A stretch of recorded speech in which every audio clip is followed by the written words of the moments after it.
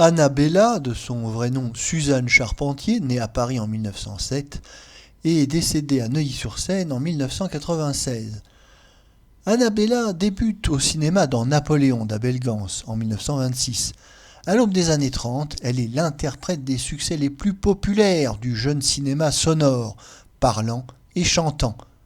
Le Million, 14 juillet, de René Clair, Un soir de rafle, puis Les nuits moscovites, La Bandera, L'équipage. Son mariage avec l'acteur Jean Murat fait la une de revues comme Pour vous ou Ciné-Miroir. Artiste de charme, elle conquiert rapidement l'Europe, puis les États-Unis, où Hollywood la sollicite pour donner la réplique à son étoile montante, Tyrone Power. Une merveilleuse histoire d'amour allait naître sur le tournage de Suez en 1938.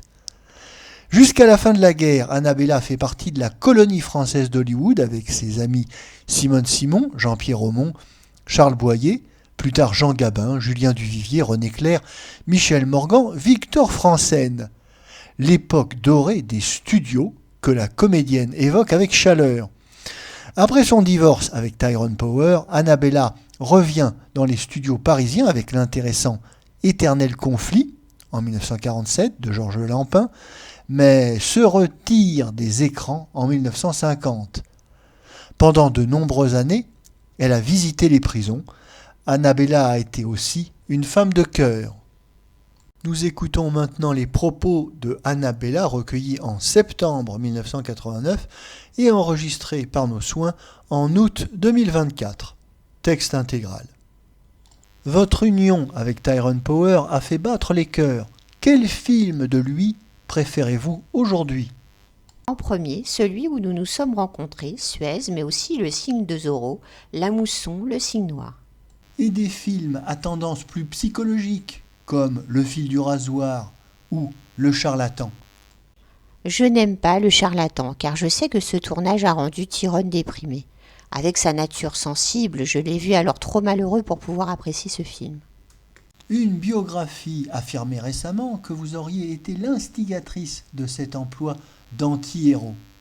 C'est faux, je lui aurais au contraire plutôt déconseillé précisément celui-ci.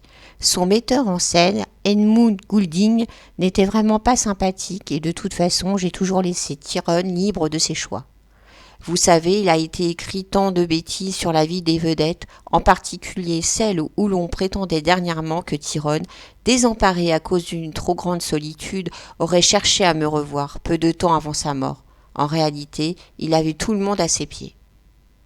Comment s'est passée votre rencontre sur le plateau de Suez ? Lorsque je suis arrivée à Hollywood, il était la plus grande vedette. Chacun était à sa disposition, ce qui avait le don de m'agacer quelque peu. Je n'avais vu de lui que Lois of London, tandis qu'autour de moi on murmurait volontiers « Annabella's hard to get ». Or, comme je me maquille toujours moi-même, je n'avais pu remarquer une note affichée dans la salle de maquillage indiquant qu'une minute de silence à l'attention d'un artiste disparu était prévue. Quelle ne fut donc pas ma surprise de voir soudain toute l'équipe s'arrêter. Ma première réaction fut d'éclater de rire, mais lorsque j'eus compris mon impair, je fus prise de panique. « Ils vont penser que je n'ai pas de cœur, me dis-je. Et après m'être esclaffée comme une imbécile, j'ai pleuré comme une idiote. Tyrone a tout de suite compris mon désarroi et pour me consoler m'a emmené déjeuner. Notre histoire d'amour était partie de là. Quel portrait pourriez-vous tracer de lui ? Comment ne pas tomber amoureuse d'un garçon aussi beau, paré de toutes les qualités dont rêve une femme et respirant autant la bonté ? Tyrone, malgré le succès dont il bénéficiait, était modeste. Jamais je ne l'ai vu se regarder dans un miroir, sauf une fois dans une vitrine où il a voulu juger l'effet des galons de lieutenant sur son bel uniforme. Il avait un côté enfantin délicieux.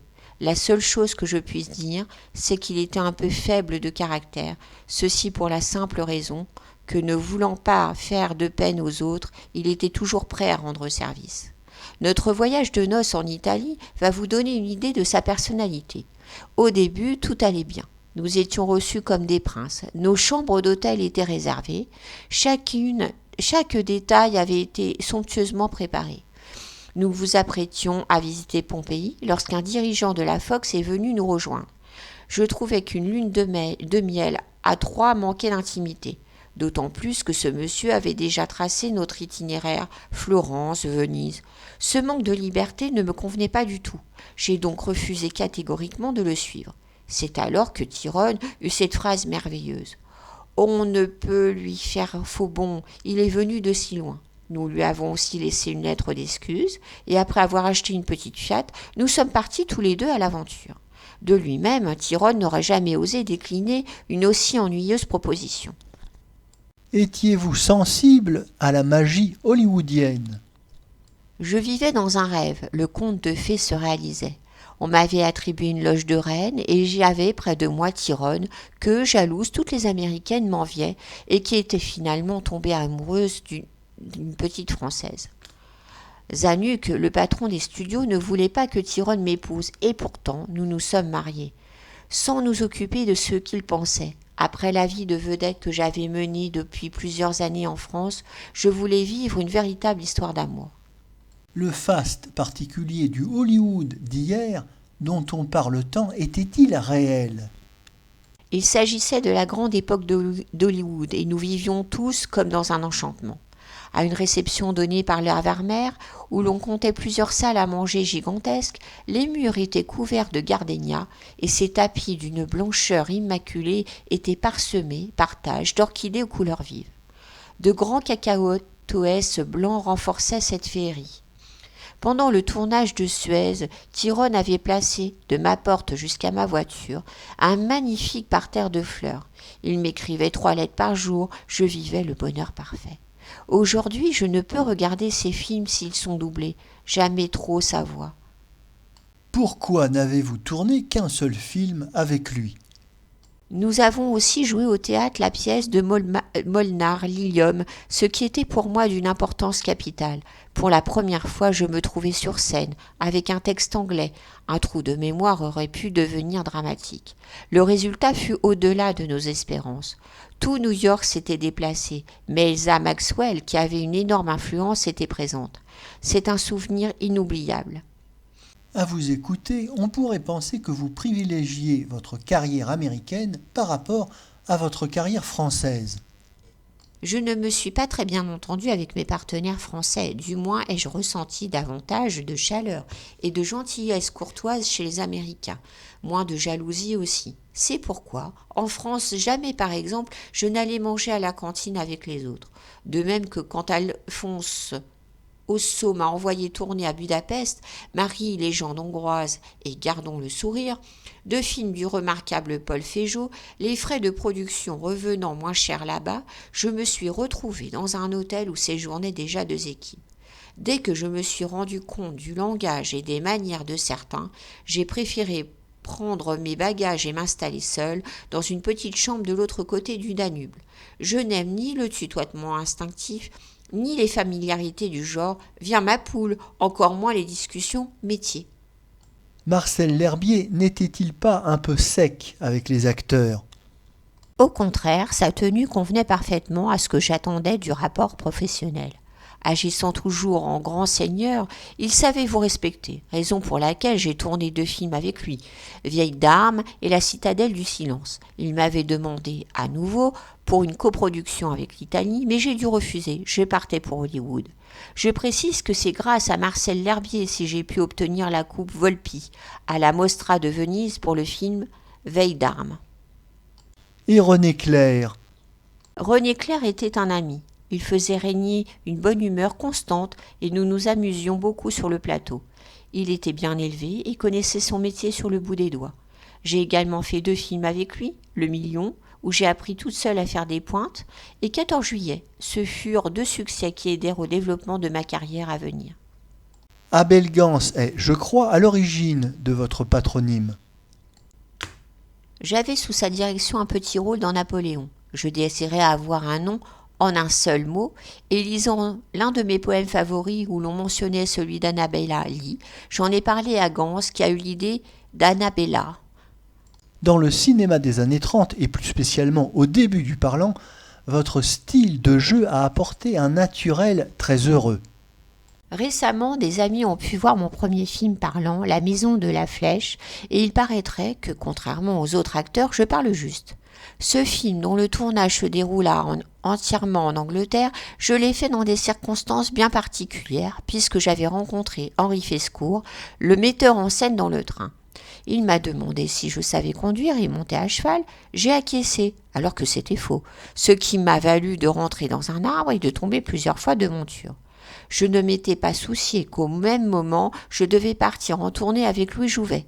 Je souhaitais connaître l'étranger et ai-je préféré partir pour Londres, décision que Jouvet, lui, avait une bien mauvaise opinion du cinéma, n'a ni appréciée ni comprise.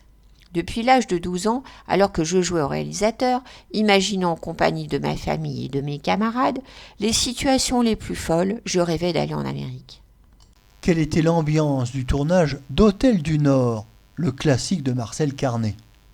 Fiancée avec Tyrone, j'étais revenue en France uniquement pour divorcer d'avec Jean Murat, qui d'ailleurs est resté un ami. Je ne pensais donc qu'à repartir. Henri Janson avait écrit les 2 meilleurs rôles à Arletty et à Jouvet. Quant à Pierre Aumont, camarade de toujours, il était le plus mal servi d'entre nous. Vous aviez déjà tourné L'équipage d'Anatole Litvak ensemble. Litvak était un grand metteur en scène qui, en plus de son métier, a agi magnifiquement pendant la guerre. Véritable ami, il était venu m'accueillir lors de mon arrivée en Amérique. L'équipage est un très joli film, mais mon rôle ne me plaisait qu'à moitié car il consistait à jouer une femme infidèle. Avec Jean-Pierre, nous nous sommes aussi donné la réplique sur scène dans la pièce de Shakespeare, comme il vous plaira. En 1936, vous participez à l'un des premiers films en Technicolor, La baie du destin, Wings of the Morning. Très amusant à composer ce rôle, ces rôles devrais-je dire, puisque, en plus de mon propre personnage, j'ai été travestie à la fois en jeune garçon et en grand-mère gitane.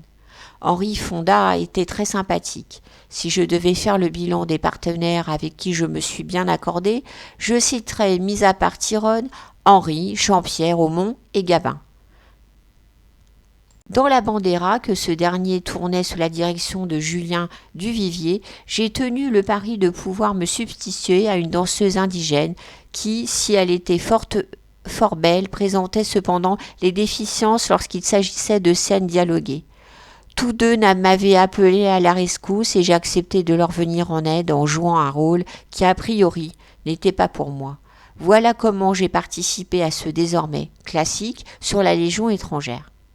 Vous étiez à Hollywood pendant la guerre et, de ce fait, privé tout à coup de votre famille. C'est pourquoi j'ai abandonné l'armée américaine pour suivre la campagne d'Italie. Dans la journée, je servais la Croix-Rouge et le soir, je jouais Blitz Sprit, l'esprit s'amuse, de Noël Coward, dans une Italie en ruine, bien différente de celle de Honeymoon. Tyrone s'était engagé dans la marine. Enfin, début 45, je retrouvais la France. Avez-vous le sentiment d'avoir eu une vie exceptionnelle? Ce n'est pas une, mais 10 existences que j'ai vécues. Quelles leçons pouvez-vous tirer de votre carrière? Ne pas se prendre trop au sérieux. J'ai toujours considéré le fait de faire du cinéma comme une simple aventure, analogue à un prolongement de l'enfance. À ce propos, on cite volontiers une nature généreuse. Selon moi, rien d'autre n'existe à part l'amour, que ce soit enfant, amis, famille. À chaque printemps, les bourgeons et les fleurs m'émerveillent. Et en plus, je crois en Dieu. Vous avez beaucoup fait pour les prisonniers. J'ai été visiteuse de prison, ce qui est arrivé d'ailleurs très bizarrement. J'aidais de façon régulière un aumônier à écrire des lettres un peu bébêtes et destinées aux détenus, et en particulier à un adolescent condamné à 3 mois de prévention. J'avais assisté à l'audience du palais de justice où sa libération venait d'être prononcée, et l'avocat m'avait prié d'aller le chercher à Fresnes. C'était en novembre, et muni de sandwich et d'une bouteille de bière, je suis allée l'attendre pour le conduire finalement chez sa sœur.